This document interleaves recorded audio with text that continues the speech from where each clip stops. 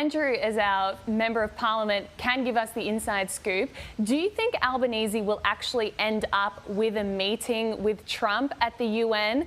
Is that even on the cards? And I guess, as I discussed in my editorial, why would the US give Albanese a meeting at this point when he's betraying him on so many issues? Defence, Israel, energy. I mean, I get why we've kind of been put in the naughty corner. Well, I haven't heard it called that one before, Freya. Good line. But look, it's really important that our leaders are at the UN, the Leaders' Week of the UN General Assembly. It's important that the world leaders come together at least once a year. But you're right, Australia is in the naughty corner. And the US and Australia are doing this real sort of uneasy dance at the moment because the letter of the 20-odd US Republicans that have come out absolutely lambasting the Prime Minister and this Labor government for recognising Palestine is a very good example and putting it very clearly on the table that there will be consequences, or at the very least there could be consequences. The United States is Australia's closest military ally, and Australia continues to throw sand in the US's face. The US has been very clear in relation to defence expenditure. It expects its allies to up the ante, to pull their weight. NATO countries are now, with the exception of one country, is now spending 5% of GDP, or committed to spending 5% of GDP on defence. We are still stuck at 2%, and Anthony Albanese continues to say that only we will decide how much we get to spend, and that's fine. We're a sovereign country. But when you look at people that are experts in this country, people like Angus Houston, people like Peter Jennings, our defence experts are saying we need to be spending at least 3 to 3.5% at least on defence, and we are still stuck at 2%. So we are throwing sand in the face of our most important ally, the United States, and the US President has got, I think, every justification to be pretty upset with the Australian Prime Minister.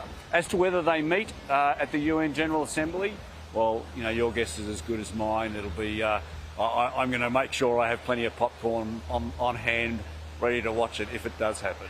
Oh, goodness. And you're right, as the world is moving towards the US, the world is ramping up defence expenditure. Australia seems to be going backwards towards China, not lifting defence. It's like, what planet is Albanese living on? Andrew, just quickly before we go, we only have a minute or so left. New regulations came out this week about how the social media ban for under 16s would work.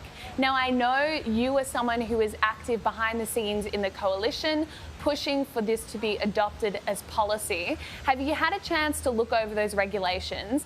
And do you think they strike the right balance between protecting children from social media, but also protecting privacy at the same time?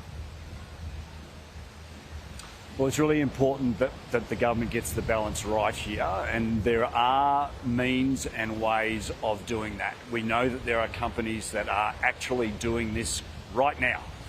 Companies like Connect ID, Andrew Black was on Sky just a couple of weeks ago talking about how his business is actually already providing this age assurance very accurately without storing information. It is happening now that the social media companies want people to believe that this is all too hard, that it's all going to be, peering into people's private lives and impacting on their privacy. That is not correct. We have to get the balance right. That is absolutely right. But, look, if you've transacted in real estate over the last 2 years, you are giving more details of yourself to companies than what we're talking about under these regulations. So it's possible, it's important. We can't let the perfect be the enemy of the good, and we've got to ensure that we're protecting young people's lives because it is costing lives.